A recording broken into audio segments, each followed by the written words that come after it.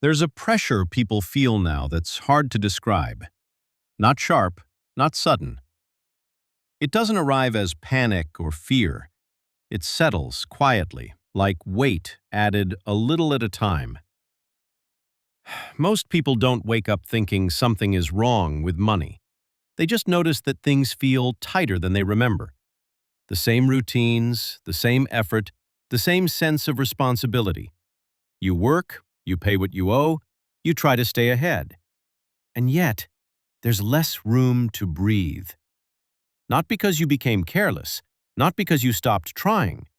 Your habits didn't collapse, your discipline didn't disappear. What changed isn't obvious at first. That's why the pressure feels confusing. Nothing dramatic happened all at once. There was no single moment where everything broke.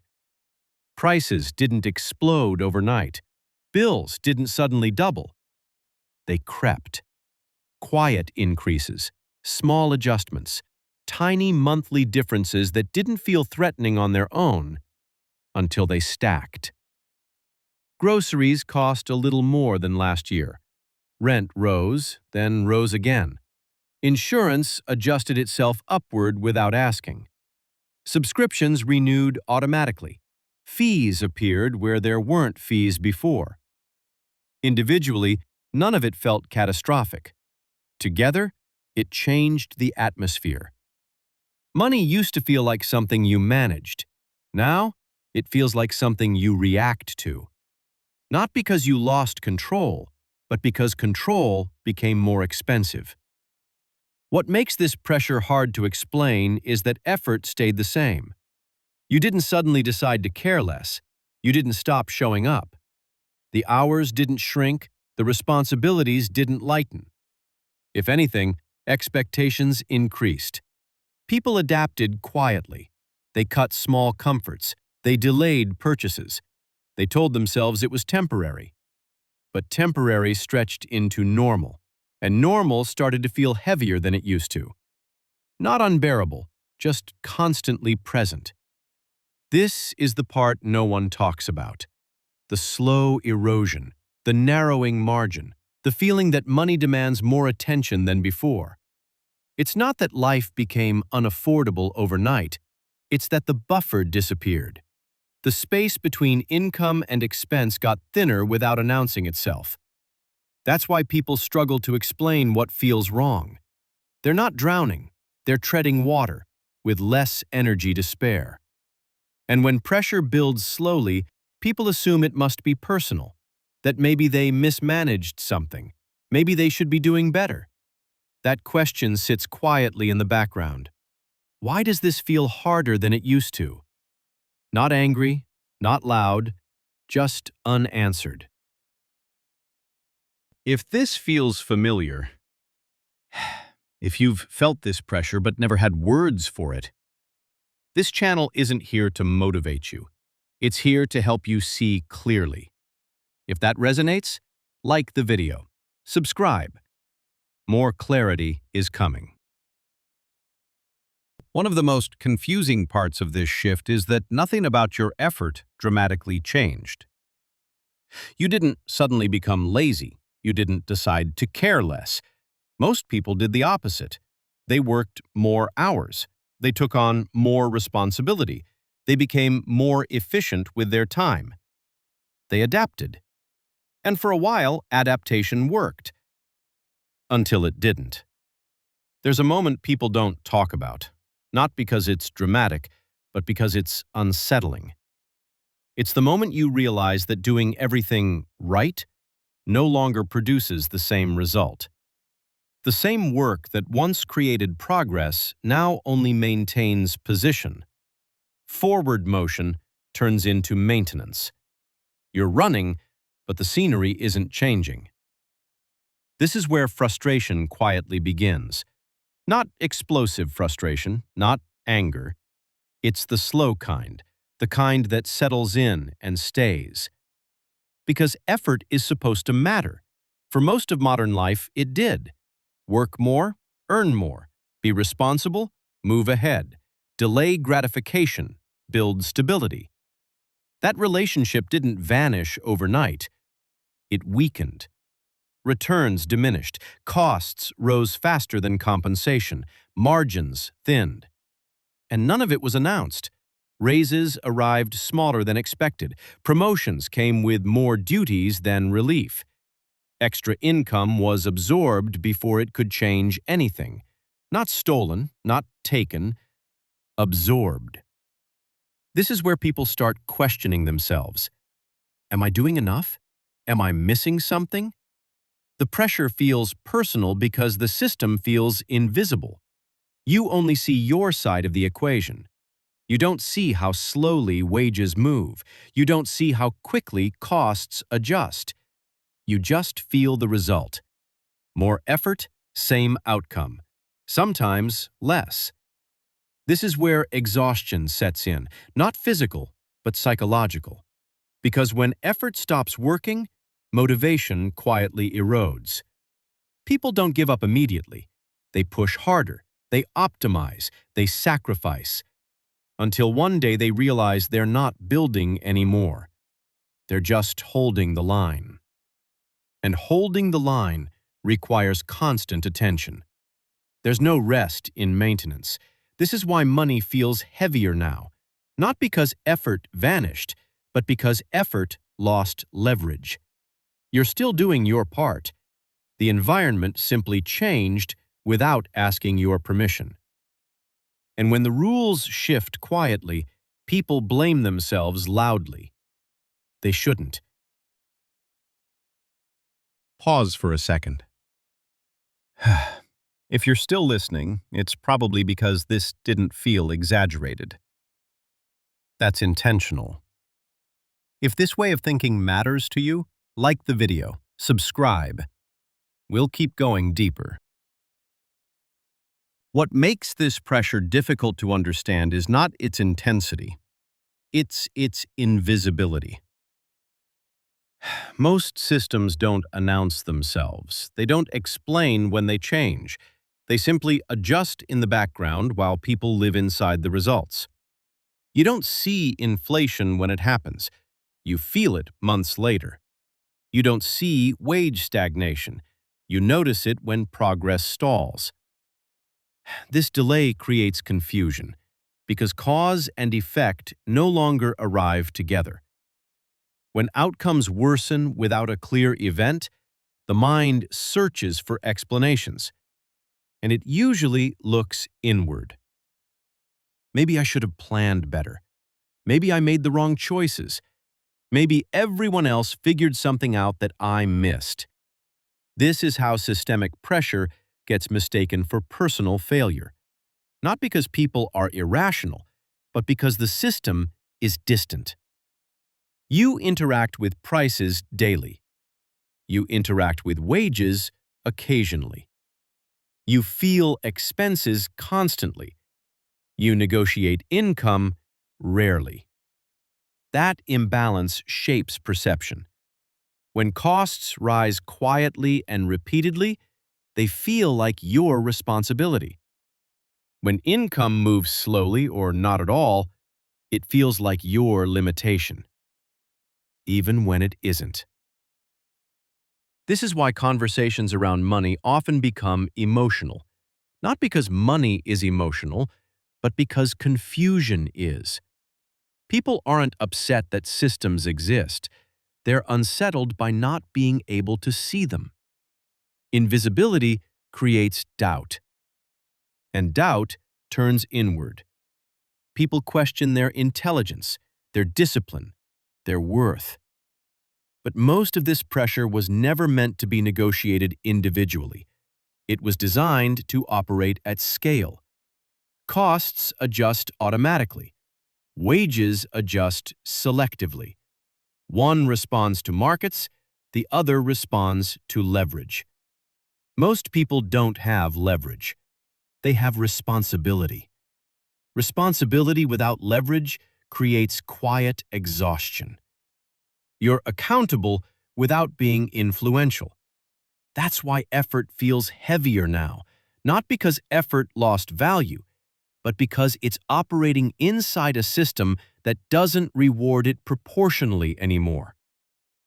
And when systems are invisible, people personalize outcomes. They assume the problem is them. This isn't denial, it's conditioning.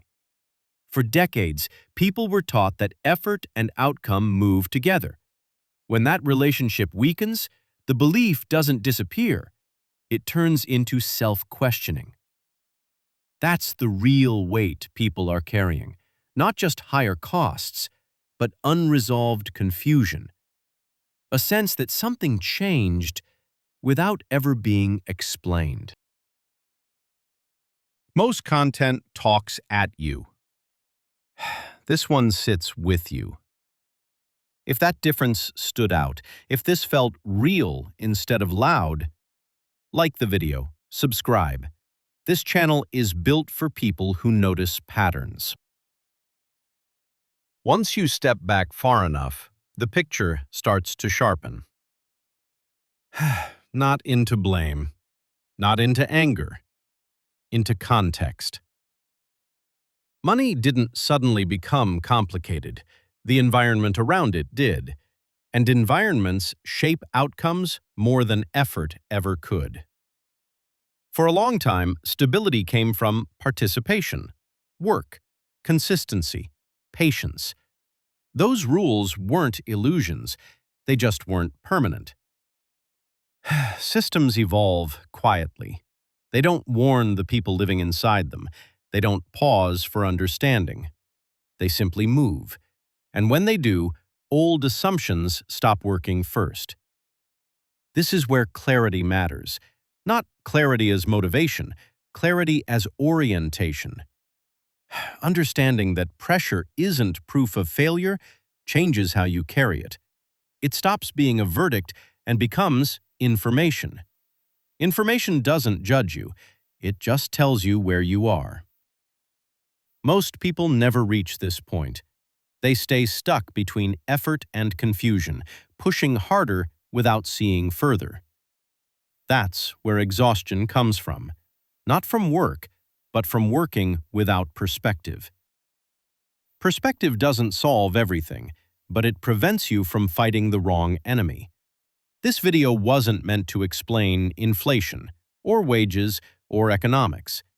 It was meant to explain a feeling. That quiet sense that something shifted, and no one talked about it. Now it has a shape. Not to provoke fear, not to assign blame, just to replace confusion with awareness. Because awareness is where control begins. Not the loud kind, the strategic kind. And once you can see the environment clearly, you stop internalizing its weight. You stop mistaking pressure for inadequacy. That alone changes how money feels. If this gave language to something you've felt, if this perspective helped you see the pressure without blaming yourself, like the video, subscribe, turn on notifications. More clarity is coming. Most people grow up believing income is the goal. Not because they were misled, but because it's what they were shown. Income is visible. Income is measurable. Income shows up on a screen every 2 weeks.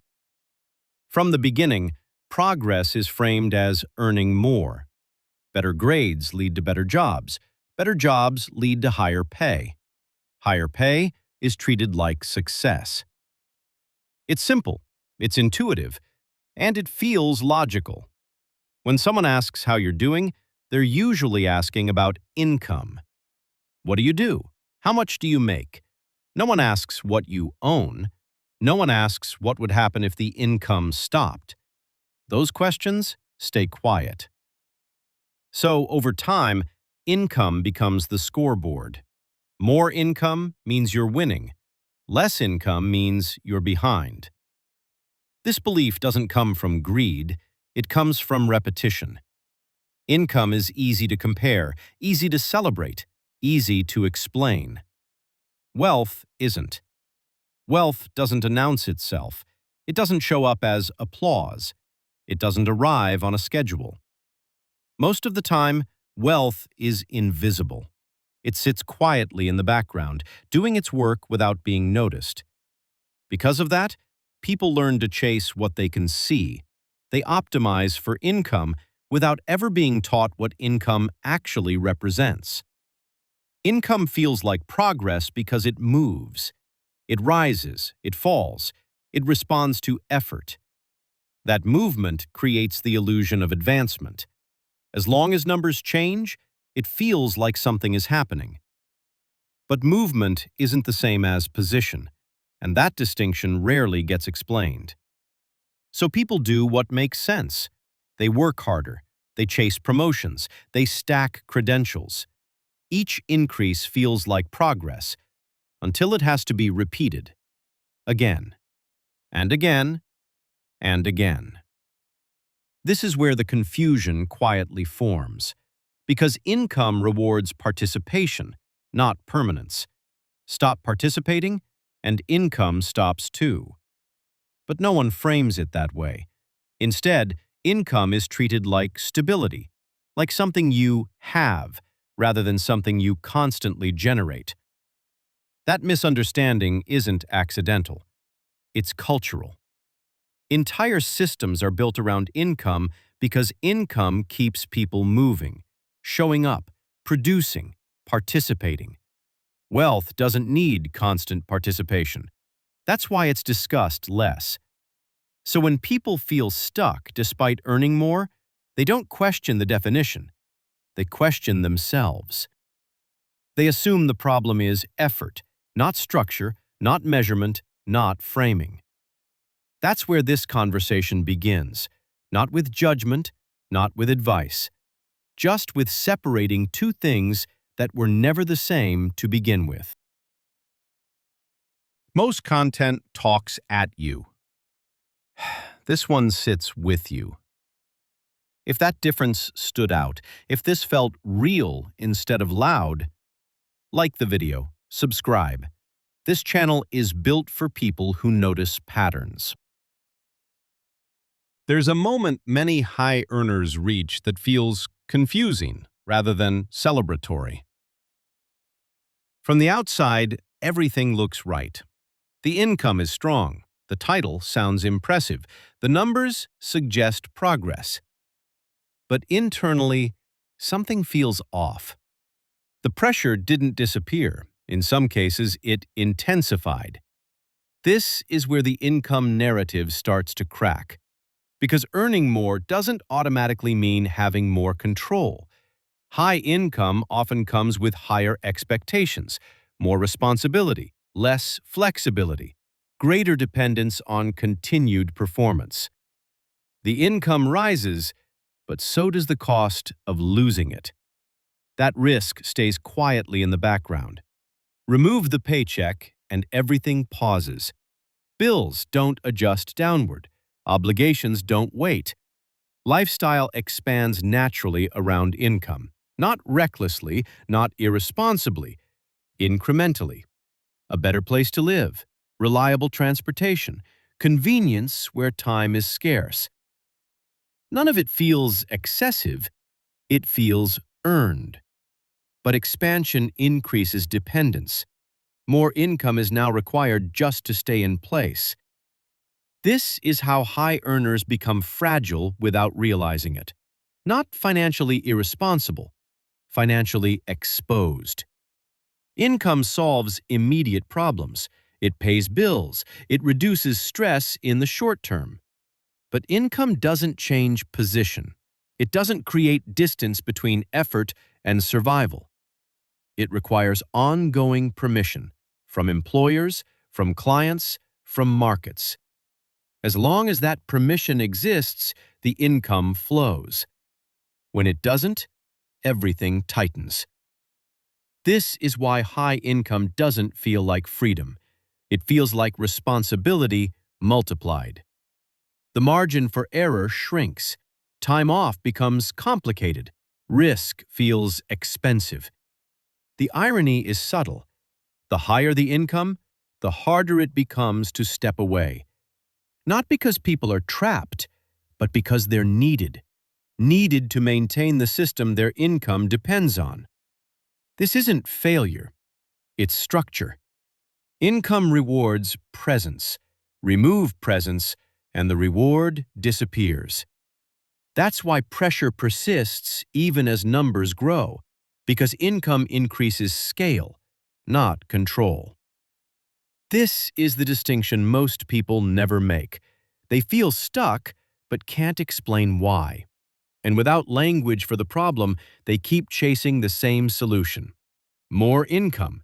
That chase doesn't fail because income is bad.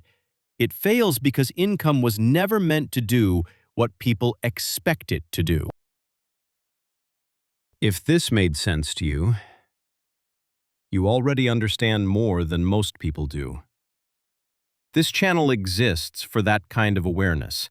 Like the video, subscribe. Nothing here is accidental. Once income and control are separated, wealth becomes easier to define. Not as a feeling, not as a lifestyle, as a position. Wealth isn't what arrives each month. It's what remains when nothing arrives at all. That distinction is rarely taught because it doesn't look impressive. It doesn't move. It doesn't announce itself. Wealth sits quietly on a balance sheet, not as a reward, but as structure. It exists whether you're present or not. That's the difference. Income requires participation, time, attention, continued approval. Wealth doesn't ask for any of that. It functions independently. That independence is what people mistake for freedom, but it's more accurate to call it leverage. Wealth shifts the relationship between effort and outcome, not by eliminating effort, but by reducing its necessity. This is why wealth is often invisible. It doesn't need to be demonstrated to justify itself. Ownership doesn't seek validation. It just exists. Most people never see wealth directly. They see spending. They see income. They see status. But spending can be borrowed. Income can be temporary. Status can be rented. Wealth doesn't behave that way. It accumulates quietly, often slowly, often unnoticed.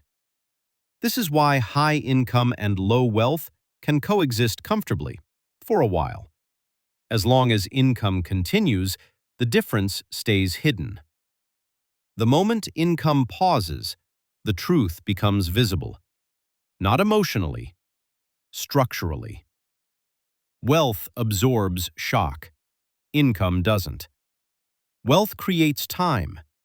Income consumes it. This isn't a moral distinction. It's mechanical. Wealth isn't better. Income isn't worse. They serve different purposes. Income keeps life moving. Wealth changes where you stand. Most frustration around money comes from expecting one to behave like the other, and it never does. Once that's understood, the conversation changes, not into ambition, but into orientation.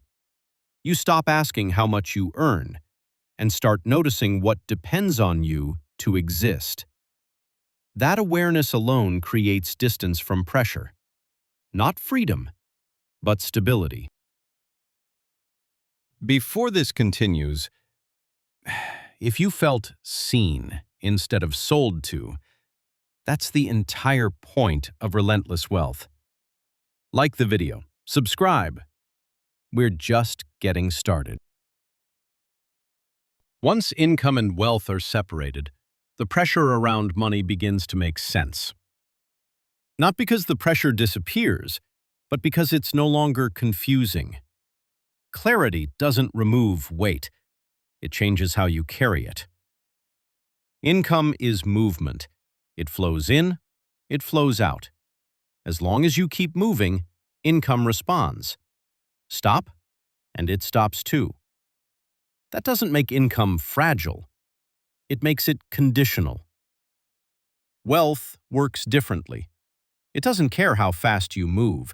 It doesn't react to your presence. Wealth is position. It determines where you stand before effort is applied. This is why chasing income alone often feels endless. There's motion, but no change in leverage. More speed, same ground. Different scale, same dependence.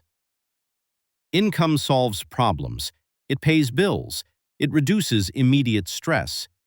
Wealth changes structure. It absorbs disruption. It creates distance between effort and survival. That distance is what people mistake for freedom. But it's more precise to call it insulation. Most people aren't frustrated because they lack money. They're frustrated because everything depends on their continued output. No margin, no pause, no silence, just constant participation. Understanding the difference doesn't require ambition. It requires honesty.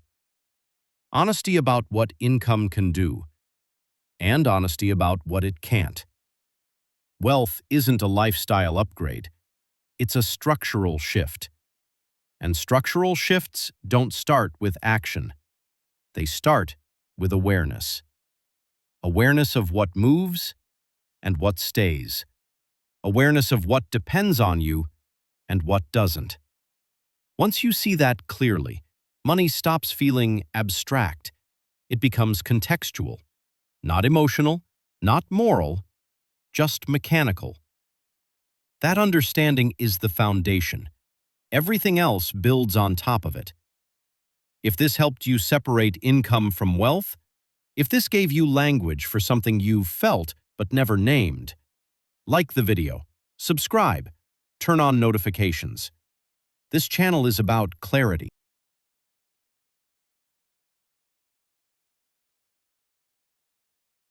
Movement feels good. It reassures you that something is happening. You wake up early, you stay busy, you fill the day with effort. At the end of it, you're tired, and tired feels earned. That feeling is powerful, because effort gives feedback immediately. You can feel movement in your body. You can see activity on your calendar. Progress doesn't work that way. Progress is quiet. It rarely announces itself early. This is where confusion begins, because the mind looks for signals. It wants proof that time wasn't wasted. Movement provides that proof. Progress often doesn't. Most systems reward activity. Jobs reward hours. Platforms reward posting. Careers reward visibility. Activity gets acknowledged. Results take time. So people learn to optimize for what responds. They move. Movement reduces anxiety, even when it doesn't change outcomes. Doing something feels better than sitting with uncertainty. Busyness feels safer than waiting. And safety feels like progress. This is why motion becomes addictive. Not because people are shallow, but because motion is responsive. Send an email, something happens. Apply for a job, someone replies. Feedback arrives quickly. Progress doesn't give that feedback. It accumulates silently. Often, it looks like nothing. No reaction, no confirmation, no applause. So people keep moving. They adjust, they switch, they restart. Restarting feels productive. New environments reset expectations. A new role, a new plan, a new beginning. Beginnings are energizing. They make movement feel meaningful. But beginnings don't guarantee direction. They only guarantee motion. This is why people can stay busy for years without getting closer to anything. They're moving, just not accumulating.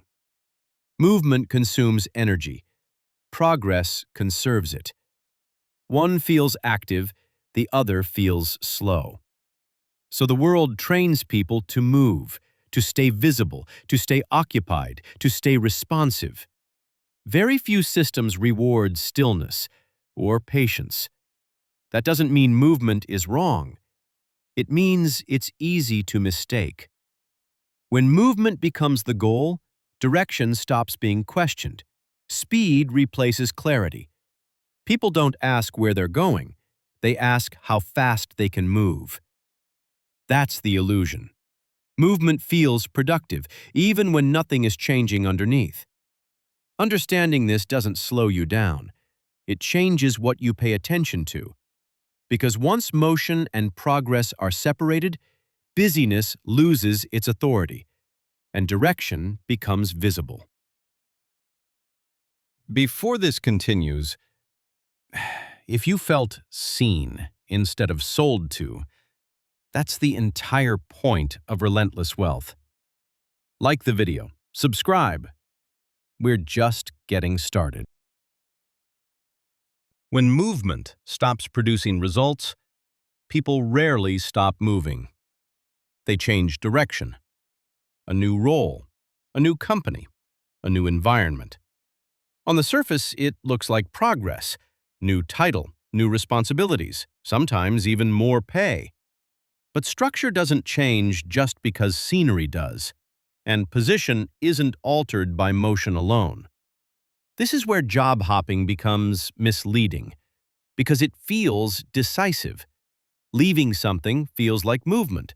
Starting something new feels like momentum. Momentum, however, isn't leverage. It's energy. Leverage changes outcomes without proportional effort. Movement doesn't. Movement just resets the effort cycle. Many people mistake resets for upgrades. A fresh start feels lighter than staying in place. But resets also erase accumulation.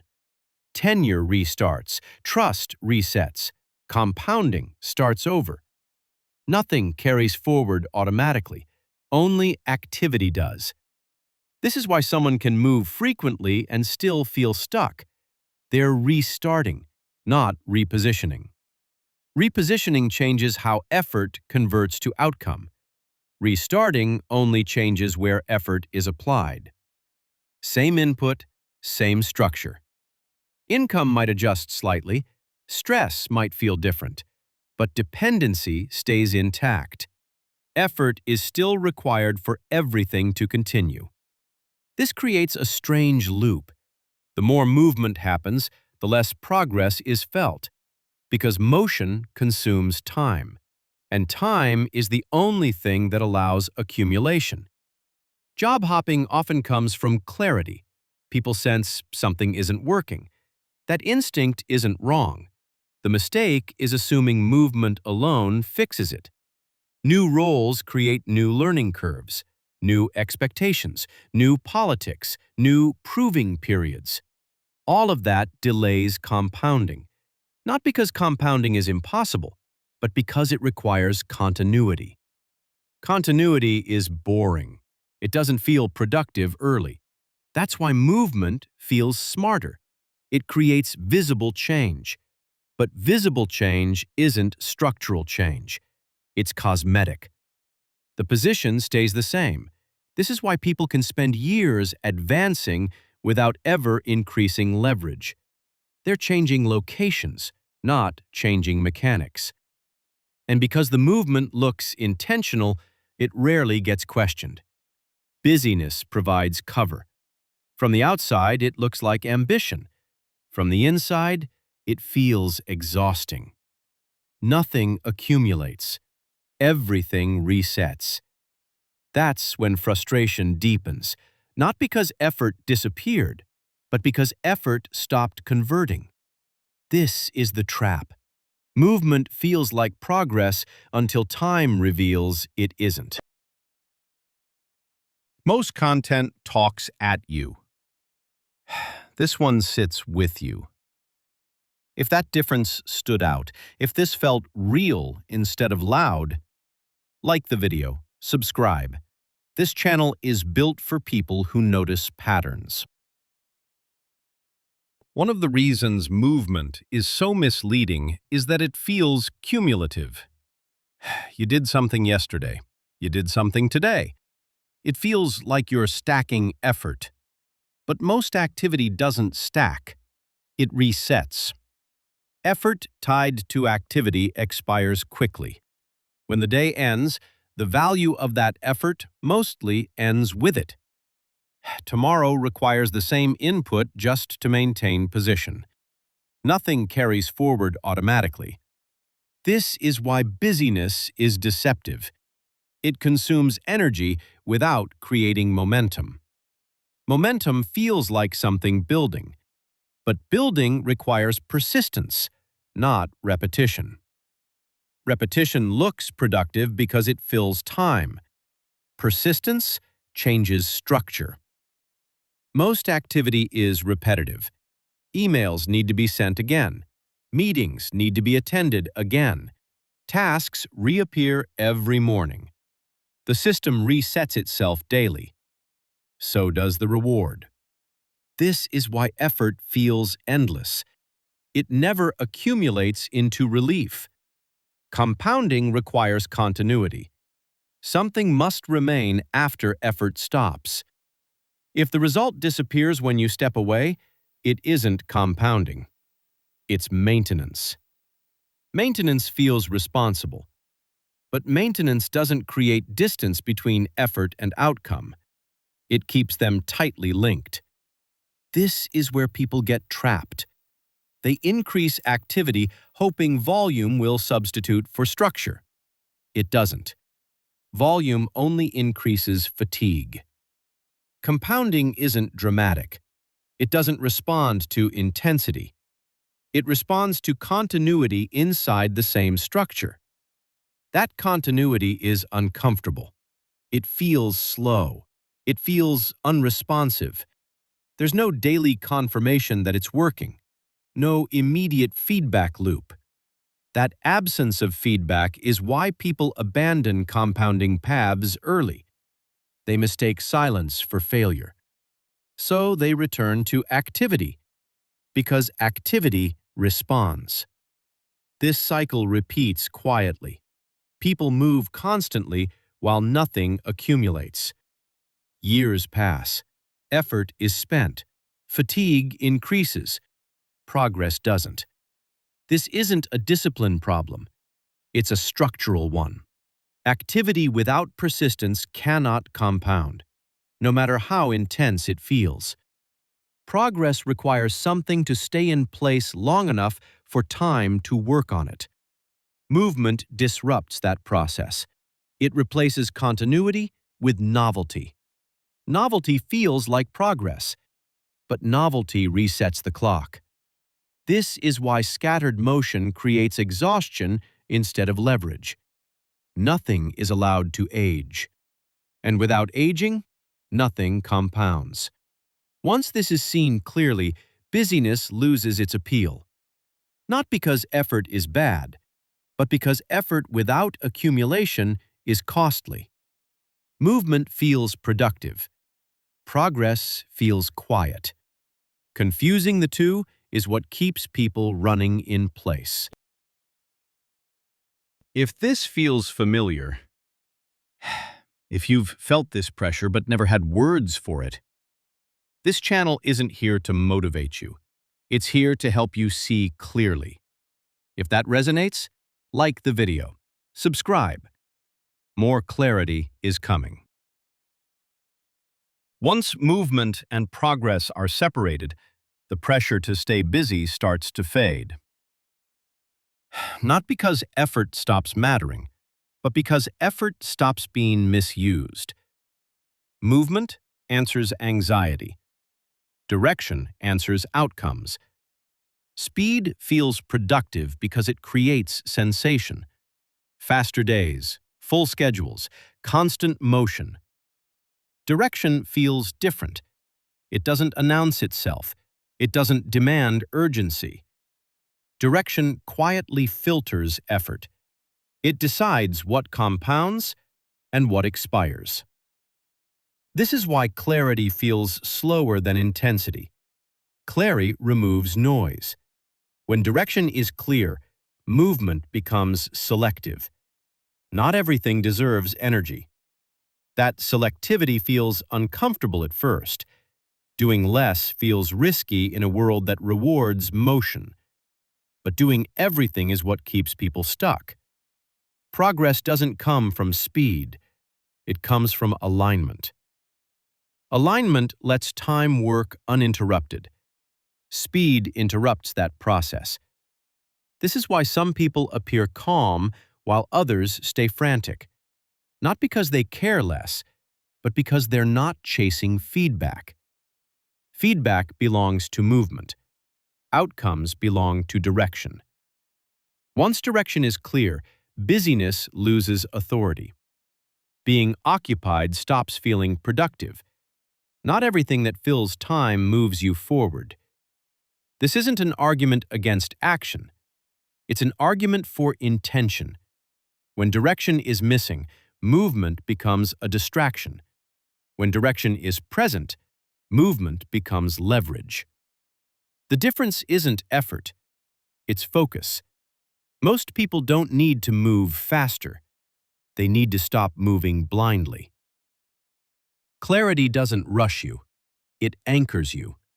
And once anchored, time stops slipping through activity. It starts accumulating into progress.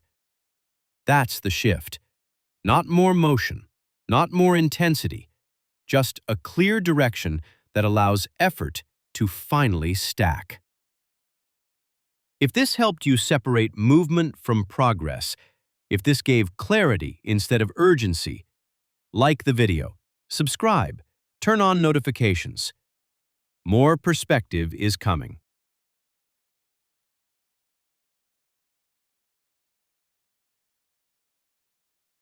Stability is usually described as a goal, something to reach, something to protect, a place where uncertainty disappears. Stable income, stable routine, stable life. It sounds like relief. And for a while, it is. Stability reduces noise, it removes surprises, it makes the future feel manageable. That feeling is powerful. Not because stability is free, but because it's predictable. Predictability feels like control, even when it isn't. Most people don't chase stability for comfort, they chase it for certainty. Certainty about bills, certainty about schedules, certainty about expectations. Certainty reduces anxiety, and anxiety is expensive emotionally. But stability comes with a structure, and structures have costs. Not obvious ones, quiet ones. Stable lives are built on fixed assumptions. Fixed income, fixed expenses, fixed routines. Once those assumptions are in place, they stop being questioned. They become requirements. Rent isn't optional anymore. Time off isn't flexible anymore. Movement becomes complicated. Nothing feels wrong. That's the point. Stability doesn't announce its price. It spreads it out. Small commitments accumulate. Predictable comforts stack. Routines harden into obligations. Each decision feels reasonable on its own. Together, they form a lock. This is why stability feels safe, because nothing breaks suddenly. But safety and flexibility are not the same thing. Stability reduces volatility. It doesn't reduce dependency. The more stable life becomes, the more pieces must stay in place for it to continue feeling stable. Income must arrive on time. Costs must remain predictable. Energy must stay consistent. The system can't wobble. That requirement is rarely acknowledged because stability works until something changes. Not dramatically, quietly. A cost increases. A schedule tightens. Flexibility disappears. And suddenly, stability feels heavier than expected. Not unsafe, just expensive. This is where confusion begins, because stability did what it promised. It reduced uncertainty. It just increased commitment at the same time. Most people never examine this trade because the cost doesn't show up as a bill. It shows up as rigidity, as fewer options, as slower movement. And because it arrives gradually, it feels normal, even responsible. This isn't an argument against stability. It's an observation about it. Stability isn't free. It's financed through structure. And once that structure is in place, it quietly expects to be maintained. Pause for a second. If you're still listening, it's probably because this didn't feel exaggerated. That's intentional. If this way of thinking matters to you, like the video, subscribe. We'll keep going deeper. The moment stability settles in, costs stop behaving the way people expect them to. Not because something went wrong, but because structure took over. Stable lives are built on fixed costs. Rent doesn't change based on effort. Insurance doesn't adjust for discipline. Utilities don't respond to motivation. They simply exist. At first, fixed costs feel manageable. They're chosen carefully. They're justified logically. They match the current income. That alignment creates comfort. Bills are predictable. Payments are scheduled. Nothing feels out of control. But fixed costs don't stay aligned. They stay fixed. Income moves. It fluctuates. It slows. It pauses. Effort can increase income temporarily, but effort doesn't negotiate fixed costs. They don't listen. They don't care. This is where stability becomes expensive, not because costs explode, but because they become immovable. Once something is fixed, it demands consistency, every month, on time, without exception. The system stops asking if you can pay, it assumes you will. This assumption changes behavior. Risk becomes threatening. Flexibility feels irresponsible. Options narrow quietly. People don't notice this shift immediately because nothing breaks. Everything still works. That's what makes it effective. Fixed costs reward stability, but they punish interruption. A single missed payment doesn't just create stress, it exposes how tight the structure is. This is when effort gets misinterpreted. People work harder not because it helps structurally, but because it feels necessary emotionally. More hours, more output, less margin. Effort becomes defensive, not aspirational. The goal isn't progress anymore, it's maintenance. Maintenance doesn't feel like failure. It feels responsible. But responsibility without flexibility creates fragility. Everything depends on everything else continuing. Fixed costs don't scale down gracefully. They either get paid or they don't. This is why stable lives often feel heavier over time, not because people overspent, but because commitments stacked. Each new fixed cost reduced optionality slightly, until optionality disappeared altogether. Stability didn't fail. It just did what fixed structures do. They demand consistency regardless of effort, regardless of intention.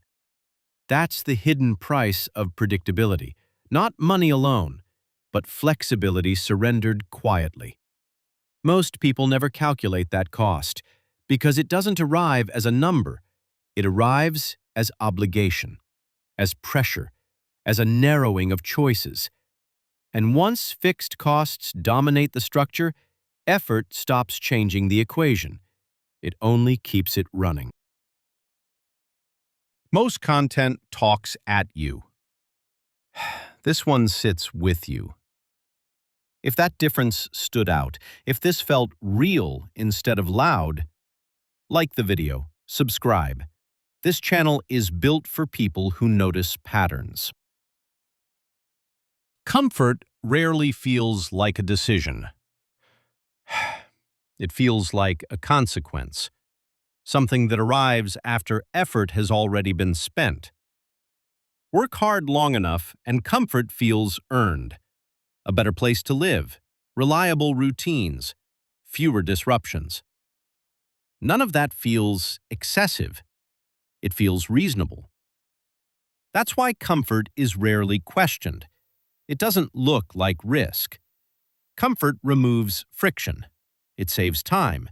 It reduces stress. It smooths daily life.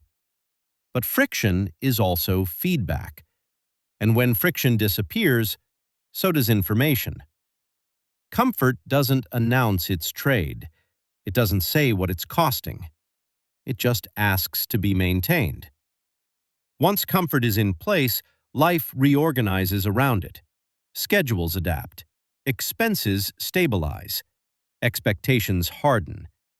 What started as convenience becomes requirement, not because anyone demanded it, but because it's now normal. Normal is powerful. Normal defines what feels risky. Anything that threatens comfort starts to feel irresponsible, even if it creates opportunity. This is how comfort becomes a lock. Not suddenly, not dramatically, incrementally. Each layer of comfort reduces tolerance for disruption. Flexibility shrinks quietly. People don't stop moving because they're afraid.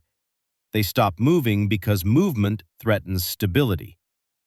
Comfort reframes risk, not as uncertainty, but as loss. Loss of routine, loss of predictability, loss of what currently works. This is why comfort feels protective. It guards what exists. But protection and progress rarely point in the same direction.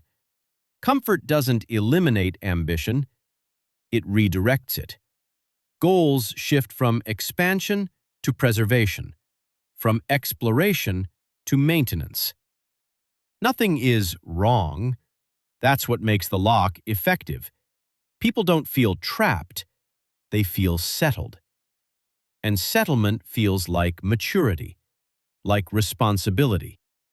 But over time, settlement hardens into immobility. The system works as long as nothing changes. That condition rarely gets examined. Comfort isn't a mistake. It's a trade. Less friction now in exchange for fewer options later. Most people make that trade without realizing it's happening, because comfort never presents itself as a cost. It presents itself as relief, as stability.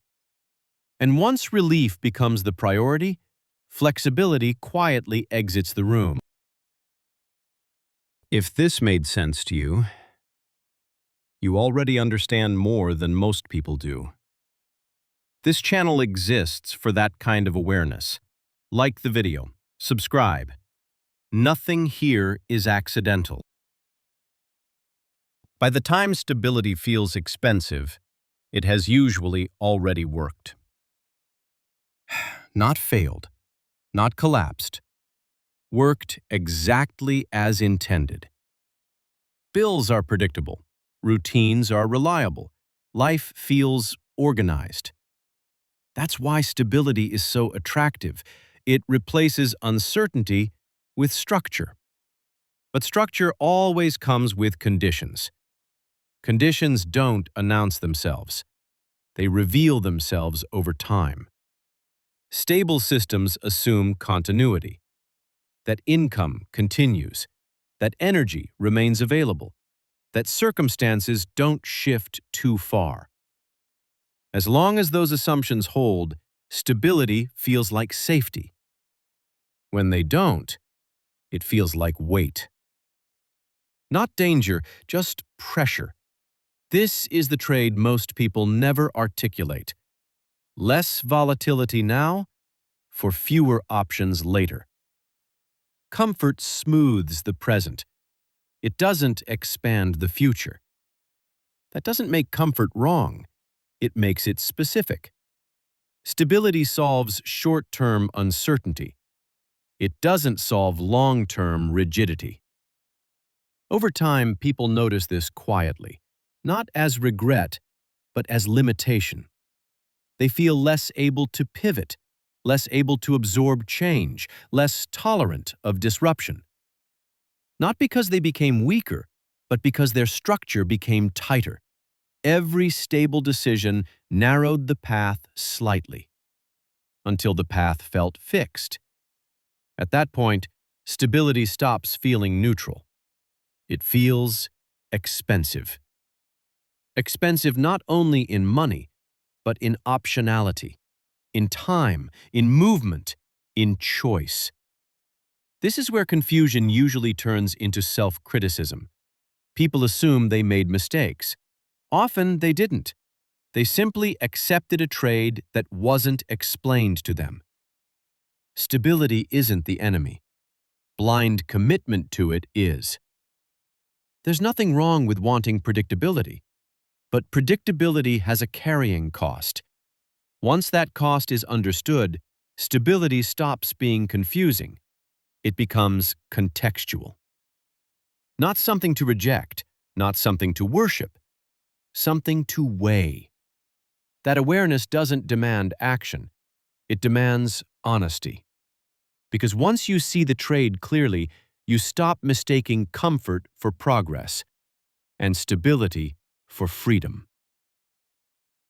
If this helped you see stability differently, if this gave language to a pressure you couldn't explain, like the video, subscribe, turn on notifications. More clarity is coming.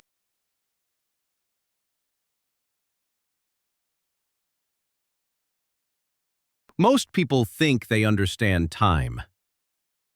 It passes. It moves forward. It treats everyone the same. That assumption feels reasonable. Time shows up for everyone at the same rate. Seconds tick, days pass, years accumulate. But when time interacts with money, it stops being neutral.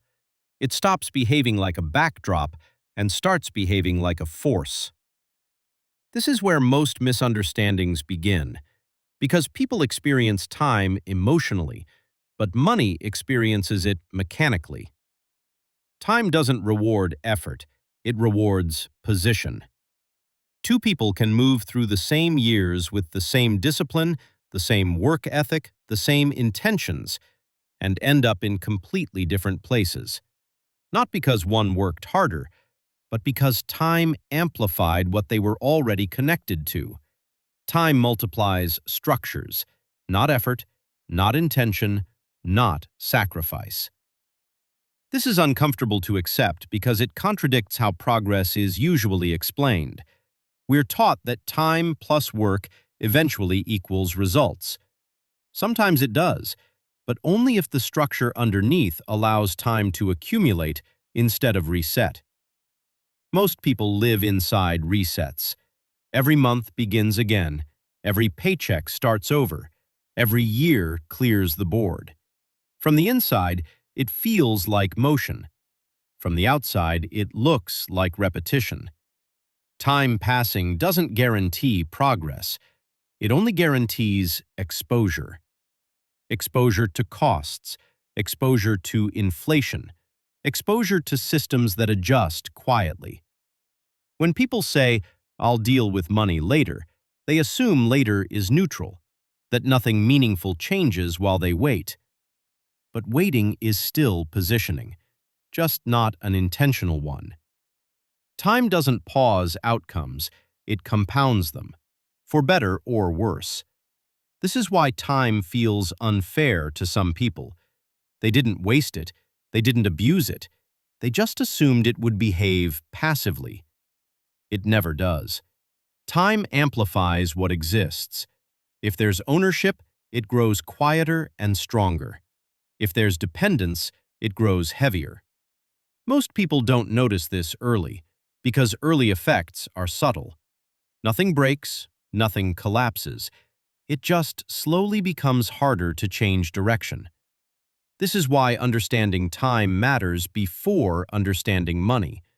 Because money doesn't ignore time, it moves with it, and it compounds whatever relationship you already have in place.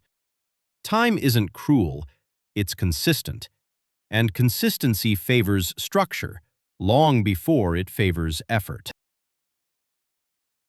Pause for a second. If you're still listening, it's probably because this didn't feel exaggerated. That's intentional. If this way of thinking matters to you, like the video, subscribe. We'll keep going deeper. When people talk about money and time, they usually talk about effort. How hard someone worked, how disciplined they were, how much they sacrificed. Effort feels measurable. Positioning doesn't. It's quieter, less visible, often misunderstood. Time doesn't amplify effort evenly. It amplifies when effort is applied and where it's placed. This is why early and late don't feel like neutral labels. They describe different relationships with time. Early positioning doesn't feel powerful at first. In fact, it often feels insignificant. The gains are small, the movement is slow, the results barely register. Nothing about it looks impressive. That's why most people ignore it. There's no urgency to reward patience early on. Late positioning feels different. There's pressure immediately. The same structures exist, but time is no longer working quietly. It's working loudly.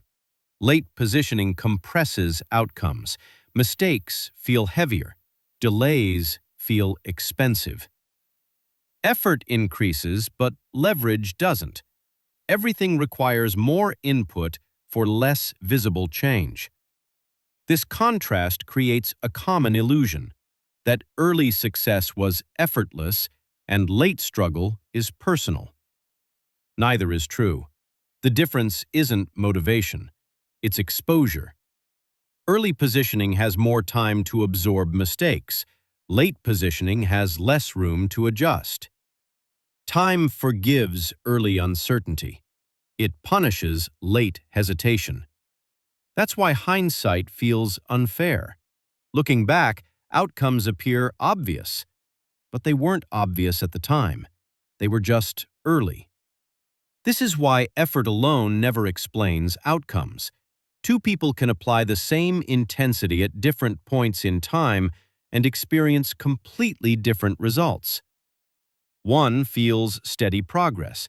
The other feels constant resistance. Same work, different timing. Time doesn't correct for lateness. It magnifies it. This isn't punishment, it's mechanics. Understanding this reframes frustration, not as personal failure, but as positional reality. Late positioning isn't hopeless, but it's heavier. Early positioning isn't genius, it's quiet alignment. Time doesn't care about intentions. It responds to when and where you enter the structure. That's why timing feels invisible until it's irreversible, and why people only notice it once it's already working against them. Most content talks at you. This one sits with you. If that difference stood out, if this felt real instead of loud, like the video, subscribe. This channel is built for people who notice patterns.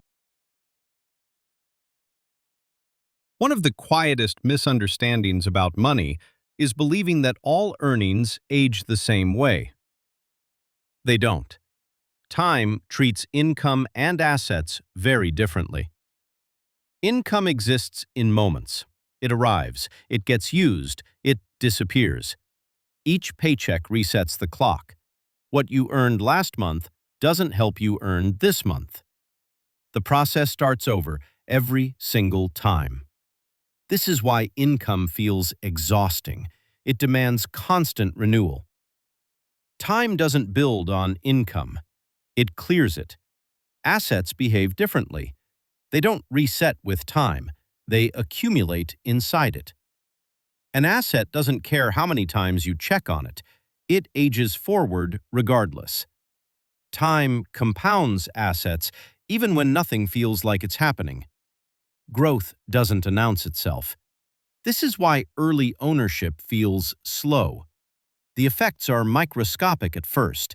Nothing looks different. Nothing feels different. That's the trap. Income rewards activity. Assets reward duration. Duration doesn't feel productive. It feels passive, uneventful.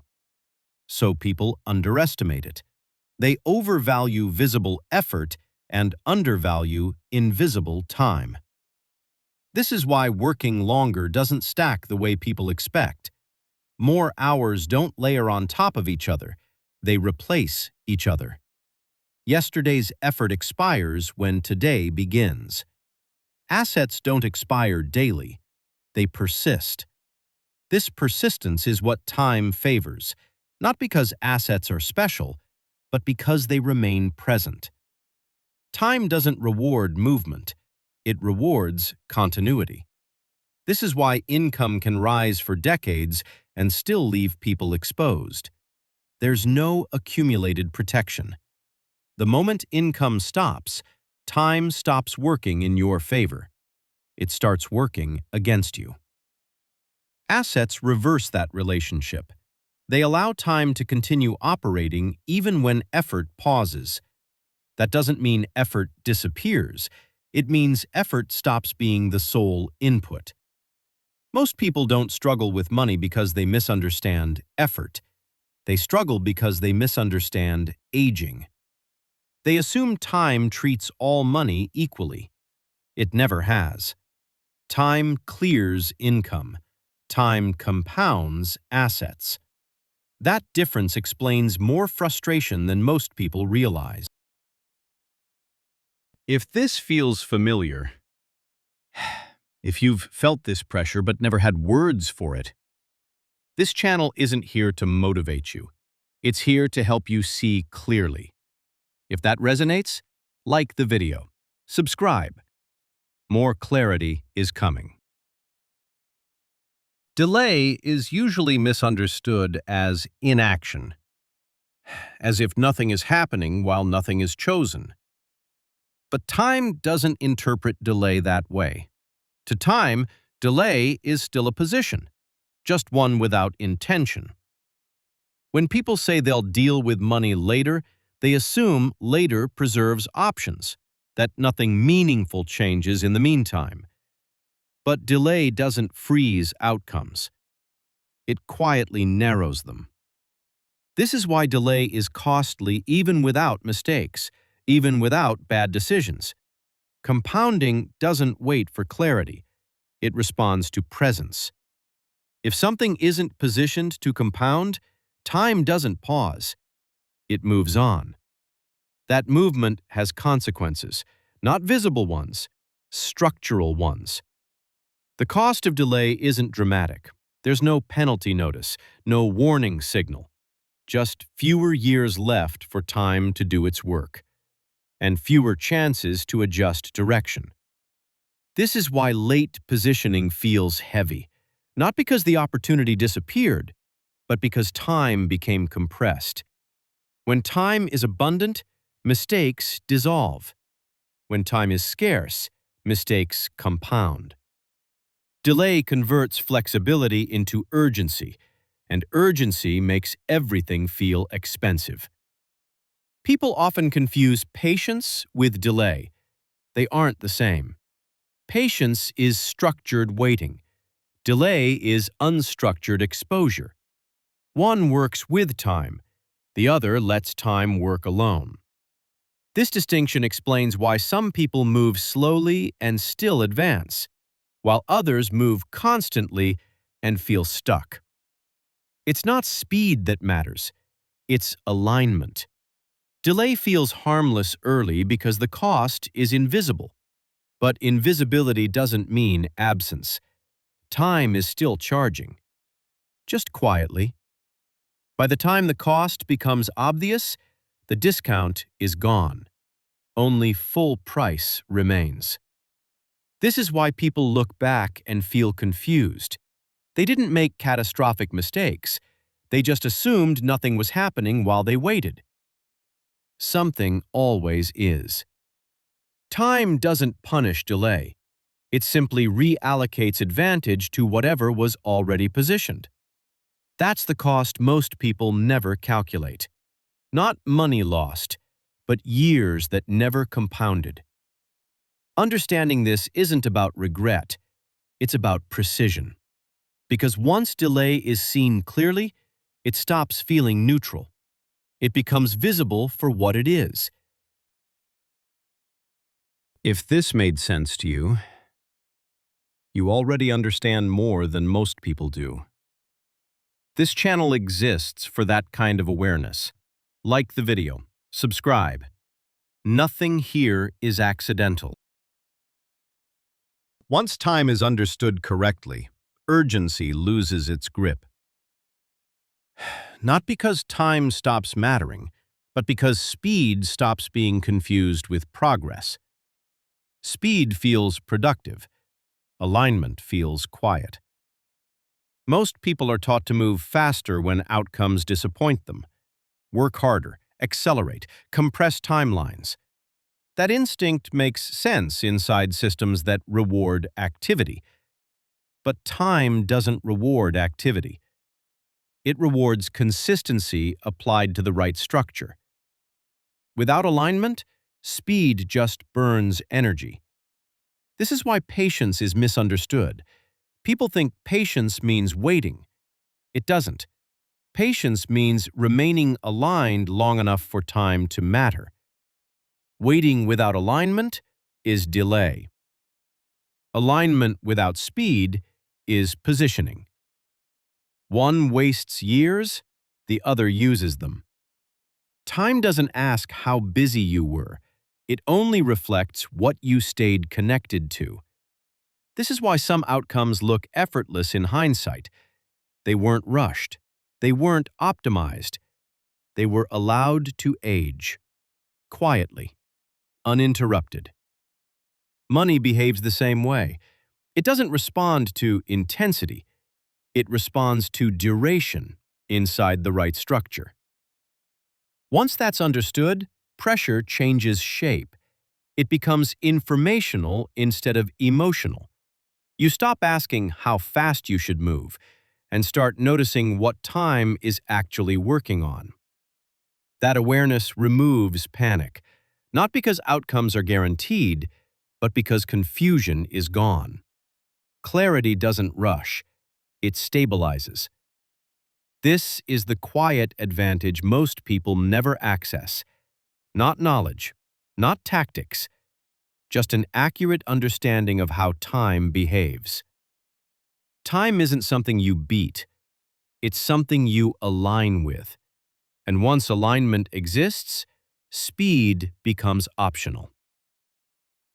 If this changed how you think about time, if this gave clarity instead of urgency, like the video, subscribe, turn on notifications. More perspective is coming. Hard work has always been presented as the answer. Not just as a virtue, but as a strategy. Work harder, stay longer, outlast everyone else. For a long time, this made sense. Effort produced visible results. Consistency led to stability. Endurance was rewarded. That's why the idea stuck. Not because it was propaganda, but because it worked within a specific environment. Hard work wasn't a lie. It just wasn't the point. The environment mattered more than the effort. Most people never noticed that distinction. In systems built around growth, labor is useful. It fuels expansion. It fills demand. It keeps momentum going. But usefulness isn't the same as leverage, and contribution isn't the same as control. Those differences were rarely explained. Instead, effort became moralized. Hard work wasn't just productive, it was virtuous. That framing was powerful because it tied identity to output. If you struggled, you assumed you weren't working hard enough. Not that the structure limited you. This belief trained people to internalize outcomes. Success felt earned. Failure felt personal. Very few people questioned the system. They questioned themselves. That's how effort became the focal point. Hard work is easy to measure. Hours logged, tasks completed, energy spent. Systems are harder to see. They operate quietly. They distribute rewards indirectly. So people were taught to optimize what they could observe: effort. This created a subtle illusion that more effort would eventually override structure. Sometimes it did, but only when effort aligned with leverage. That alignment was never emphasized. Instead, the narrative simplified everything. Work hard, be patient, things will work out. When they didn't, people blamed themselves, not the limits of labor. This is why so many disciplined people feel confused today. They did everything they were told to do. They showed up, they stayed late, they sacrificed. And still, something didn't scale. Results plateaued, pressure increased. Not because they stopped working, but because effort reached its ceiling. Hard work didn't fail. It simply did what labor does. It converted time into output, nothing more. The problem was never effort. The problem was expectation. People were taught to expect labor to scale. It never has. Hard work was never the point, it was the fuel. The point was always where that fuel was directed, and who controlled the engine. Labor feels fair. You put time in, you get something out. The exchange is visible. The relationship is clear. That clarity is why labor became the default. It's easy to understand, easy to measure, easy to justify. Labor converts time into output. 1 hour produces 1 unit of work. 10 hours produce 10. That relationship never changes. No matter how skilled you become, the ceiling remains. More experience can improve efficiency. It can't remove the dependency on time. When labor stops, output stops with it. The system resets. This is the defining feature of labor. Presence is required. No presence, no output. This doesn't make labor weak, it makes it precise. Labor is linear by design. It scales with hours, not outcomes. That linearity feels honest. Effort and reward stay close together. But linear systems have limits. They can only expand as far as the input allows. Once all available time is used, growth stops. Not temporarily, structurally. This is where frustration begins. People respond by working harder, longer hours, more intensity, less rest. But intensity doesn't change linearity. It only increases exhaustion. Labor doesn't compound. Yesterday's work doesn't make today easier. Each day starts from zero.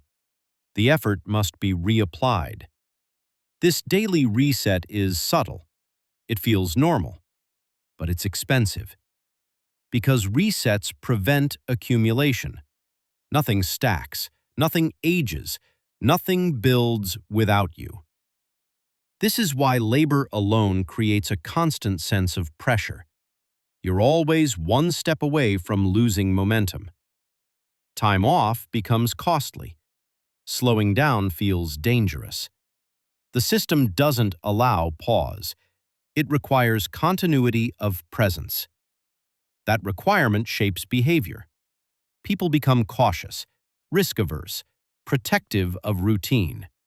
Not because they lack ambition, but because they can't afford interruption. Labor keeps people busy. It doesn't change position. This is the quiet limit most people hit. Not a failure point, a ceiling. No matter how hard they work, the relationship stays the same. Time in, output out. Understanding this doesn't devalue effort. It clarifies its role. Labor is necessary. It just isn't scalable on its own. And expecting it to scale is what exhausts people unnecessarily. If this feels familiar, if you've felt this pressure but never had words for it, this channel isn't here to motivate you. It's here to help you see clearly. If that resonates, like the video. Subscribe. More clarity is coming. Leverage is often misunderstood because it's usually described emotionally, as ambition, as risk, as something reserved for a few. In reality, leverage is mechanical. Leverage changes the relationship between effort and outcome, not by removing effort, but by separating it from time. Where labor requires presence, leverage requires position. Once position exists, outcomes continue without constant input. This is the defining difference. Labor stops when you stop. Leverage doesn't. Leverage allows work to persist after effort ends. It lets time stay active even when you're not. That persistence is what people mistake for freedom. But it's more precise to call it amplification. Leverage amplifies whatever it's attached to. Good structure compounds. Weak structure collapses faster. Leverage doesn't forgive mistakes. This is why leverage feels intimidating. It exposes structure. Labor hides structure. If something breaks, you can work harder to compensate. Leverage removes that option. It forces clarity. Leverage rewards alignment. Effort placed once can generate outcomes repeatedly. This is why leverage compounds, not because it's aggressive, but because it's continuous. Continuity is what time favors. Labor resets continuity daily. This distinction explains why some results feel disproportionate. A small input produces a large outcome. From the outside, it looks unfair. From the inside, it's mechanical. Leverage doesn't multiply effort. It multiplies positioning. Once positioned, effort becomes optional, not constant. The system continues working. This is why leverage feels invisible early. Nothing dramatic happens at first. No immediate reward, no instant relief. Time has to pass. Structures need to age. That waiting period is why most people abandon leverage. They return to labor because labor responds immediately. Leverage feels unproductive early. Labor always feels useful. This creates a behavioral trap. People overinvest in labor and underinvest in position. Years pass. Effort is spent. Little compounds. Leverage isn't rare. It's avoided. Not because people don't want it, but because it requires patience before it provides feedback. Labor teaches people to expect immediacy. Leverage requires endurance without applause. This is why leverage separates outcomes more than effort ever could. It lets time stay active when labor can't. Hard work still matters, but without leverage, it remains trapped in time. Leverage is what lets effort escape that trap. There comes a point where working harder stops producing relief. Not because effort disappears, but because effort reaches its limit. That limit isn't personal, it's structural. Effort scales input. Leverage scales outcomes. When leverage is absent, effort absorbs all pressure. Every problem demands more energy. Every setback requires more hours. At first, this works. Working harder closes gaps. Extra effort smooths friction. But over time, returns diminish. Each additional unit of effort produces less change than the last.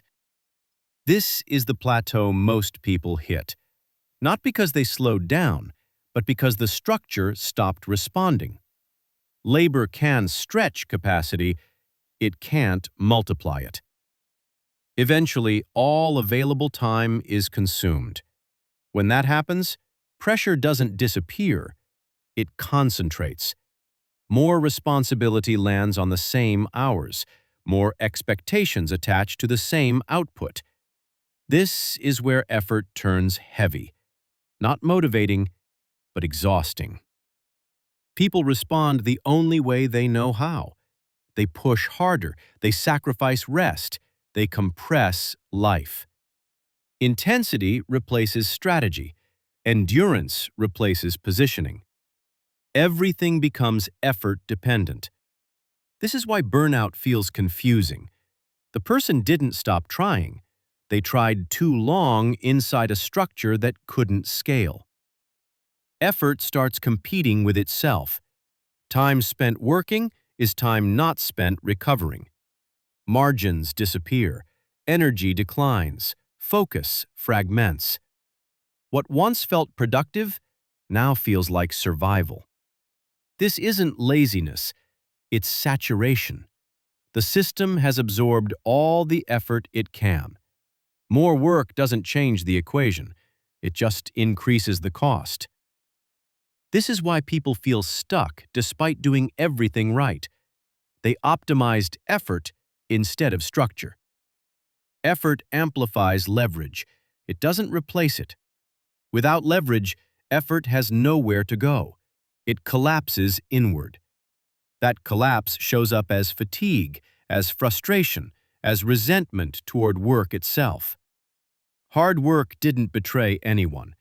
It simply reached the end of what it can do alone. This is the moment most people misinterpret. They assume the answer is more intensity. It isn't. It never was. Effort has a role, but without leverage, it will always cap out.